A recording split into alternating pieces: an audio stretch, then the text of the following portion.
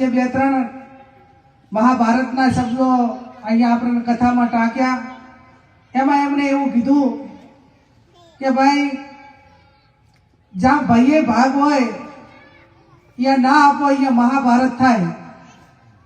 ભગવાન કૃષ્ણ સંધિમાં ગયા, માત્ર પાંડવે 5 ગામ માગ્યા અને 5 ગામ પણ કૌરવો આપવા તૈયાર ન થયા. ત્યારે ત્યાં શું થયું? મહાભારત થયું. અને રામની પોતાની ગાદી હોવા છતાં ભરતને આપી દે, ત્યાં રામ રાજ્ય થાય. ને ભાઈના ભાગનું એ ભાઈને આપવું જ પડે. ને સાહેબે કીધું કે કોર્ટે ચડ્યા, સમાધાન ના થયું અને યુદ્ધ થયું. યુદ્ધમાં પણ એમને કીધું કે ભગવાન કૃષ્ણ પાસે બેને માગવા માટેનો અધિકાર હતો, પાંડવોને અને કૌરવોને. પહેલા કૌરવોએ માગ્યું કૃષ્ણ પાસે કે હું તમને શું મદદ કરી શકું, કે તમારી 1800ની સેના છે એ અમને આપો. અને પાંડવોએ માગ્યું કે ભગવાન તમે અમારા ભેગા રહેજો. એટલે મહાભારત એવું કહે છે કે જેનો ટેકાદાર મજબૂત હોય એનો વિજય નિશ્ચિત હોય, પણ જેનો ટેકેદાર વાંક આગલો હોય, એની 1800ની સેના હોય તો હારી જાય, એવું મહાભારત કહે છે. એટલે ટેકેદાર રાખવા તો મજબૂત રાખવા, ભલે ઓછા હોય પણ યુદ્ધના મેદાનમાં સામેવાળાને એમ લાગવું જોઈએ, લડવાવાળાને, કે ભાઈ સામે કોણ છે. એટલું હોય તો 50% તો યુદ્ધ જીતી જવાય. આ યુદ્ધ એ માત્ર આપણને પ્રેરણા છે, પણ રોજિંદાના જીવનમાં ક્યાં બાંધછોડ કરવી, ક્યાં ભાઈઓ સાથે મેળ રાખવો, ક્યાં આપણા હકનું હોય આપણા પૂરતું ને ભાઈઓનું હોય ને ભાઈઓને આપવું. ગૌ માતાને 33 કરોડ દેવતાનો વાસ આપણે કહીએ, પણ ઘરે એક ગાયનું આપણે પાલન પોષણ ના કરી શકીએ. આપણે પશુધન સાચવવા વાળા બધા ખેડૂતો છીએ. એક ગાય આપણે સાચવીએ તો ઘણા બધા પરિવારો એક ગાય રાખે તો પણ ગૌશાળાઓને ઘણી બધી મદદ થાય.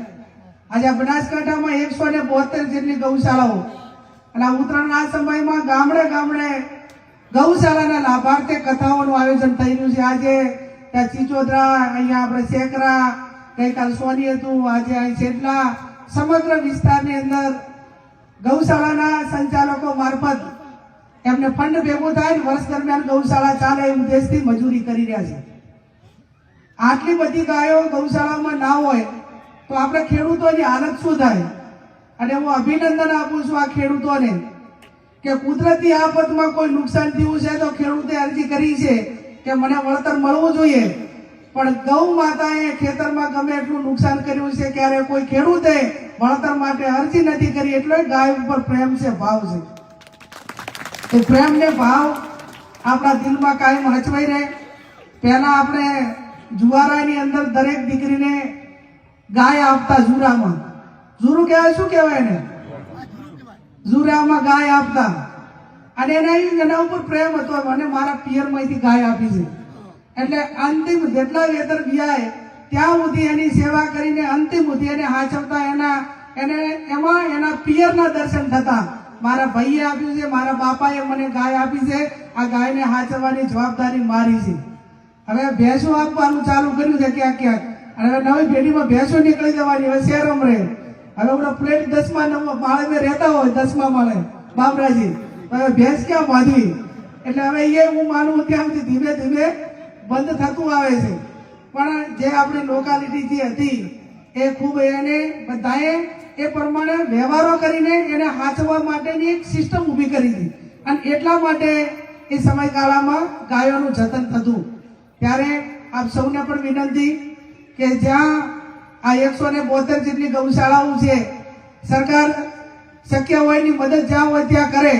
પણ ખરેખર તો બીજી બધી યોજનાઓમાં ચાક કાપ મૂકીને અથવા તો બીજી કેવી કોઈ પશુપાલન, હું તો જ્યાં કેન્દ્ર સરકારમાં જે ખેતીવાડી અને પશુપાલન જે કમિટી છે એમાં હું સભ્ય છું. તો અલગ અલગ રાજ્યોની અંદર આ ગાયો માટે, પશુપાલનો માટે એનો પ્રવાસ થાય, એના સંશોધન, એના રિસર્ચ માટેના બધી સિસ્ટમો આજે ટેકનોલોજીના માધ્યમથી થઈ રહી છે. હવે આપણી જે દેશમાં 54 જેટલી ઓલાદો ગાયોની, એમાં સૌથી શ્રેષ્ઠ આખા ભારતમાં સારામાં સારી ઓલાદ તરીકે ગાય તરીકે વખણાતી હોય તો એ આપણી બનાસકાંઠાની કાંકરેજી ગાય એ આખા ભારતની અંદર પહેલા નંબરની છે. અને પહેલા નંબરનું જ્યારે આપણને બીડું મળ્યું હોય ત્યારે એના સંશોધન મારફત એ ગાય 10 કે 12 લીટર ટંકે દૂધ કાઢે એ પ્રમાણે એનું આવનાર સમયની અંદર સંશોધન એક જબરજસ્ત થઈ રહ્યું છે. એમાં ગૌશાળાઓ પણ ક્યાંક મદદ કરે એટલા માટે કે 10-12 લીટર દૂધ આપતી ગાય કાંકરેજી થઈ જાય એ ટાઈમે ઘરે પણ 100% ખેડૂતો અને તમામ પશુપાલકો પાળવાનું કામ કરશે. અને આ બાબતમાં જ્યાં પણ એ પૈકીની જરૂર ઊભી થાય ત્યાં વહીવટી તંત્ર હોય, વિભાગ હોય, એને પણ મદદ કરજો. અહીંયા મને બોલાવી શાસ્ત્રીજીએ કીધું કે સંસદ સભ્ય આવ્યા છે એટલે ગાયો માટે કઈ મદદ કરે. શંકરાચાર્યએ કીધું કે ભાઈ ગાયની બેન ઘેની બેન એટલે ગાયની બેન ઘેની બેન તરીકે આખા 172 જેટલી ગૌશાળાઓ આવે છે ત્યાં આ ડિમાન્ડ આવે ને. જ્યારે હું ત્યાં વાવમાં ધારાસભ્ય હતી એ ટાઈમે પણ મોટા ભાગની મારી જે ગ્રાન્ટ આવતી એ મેં પક્ષી ઘરમાં ને ગૌશાળામાં જ વાપરી હતી 60 થી 70%.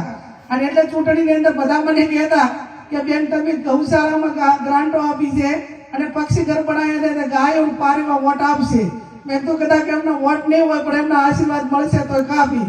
એટલે જ્યારે ભગવાને આપણને જન્મ આપ્યો હોય ત્યારે અમુક દાન કરવા માટે ભગવાને આપણને પ્રેરણા પૂરી પાડી છે અને માણસ અવતાર તરીકે એને જવાબદારી સોંપી છે. ભૂમિદાન હોય, કન્યાદાન હોય, વિદ્યાદાન હોય, રક્તદાન હોય, ગૌ માતાના રક્ષણ માટેનું દાન હોય. તો આ દાન આપવા માટે સૌથી જે જીવ કહેવાય આપણે પશુ, પક્ષી, માણસ તમામ પ્રકારના જે જીવો કહેવાય એમાં સૌથી લાંબુ આયુષ્ય ભગવાને માણસને આપ્યું છે. અને માણસને એટલા માટે આપ્યું છે કે બાકીના તમામ જીવોને જીવાડવાનું અને એનું રક્ષણ કરવાનું અને એનું ભરણ પોષણ કરવાની જવાબદારી આપણાને મનુષ્યના શિરે એ ભગવાને સોંપી છે. અને એ જવાબદારી આપણને સોંપી છે ત્યારે યથાશક્તિ એની અંદર મદદ થાય. બીજા ખર્ચાઓ કાપીને આજે મેં કીધું એમ કે ગૌ માતા માટે કરીને કે આપવાનું દાન છે ત્યાં આપશો તો એ આપણા પર્સનલી એ ભગવાનને ત્યાં આપણા માટે લખાશે. અને મેં કીધું એમ કે ગુલાબભાઈ હમણાં વાત કરતા હતા ઘરના પ્રસંગો લાખો રૂપિયા તમે વાપરી નાખો છો દેખાદેખી સોશિયલ મીડિયાના વડાથી અને મહિના પછી બધા ભૂલી જતા હોય છે અને કોઈ યાદ પણ કરતું નથી. એટલે સામાજિક પ્રસંગોમાં પણ એમાં કાપ આવે, શિક્ષણ તરફ લોકો આગળ વધે, અંધશ્રદ્ધામાંથી બહાર નીકળે અને જે આપણા શાસ્ત્ર પ્રમાણે જેને પણ દાન આપવા માટે યોગ્ય છે એને દાન આપીને આપણે એક વ્યક્તિ તરીકેની, માનવ તરીકેની જવાબદારી પૂરેપૂરી નિભાવીએ.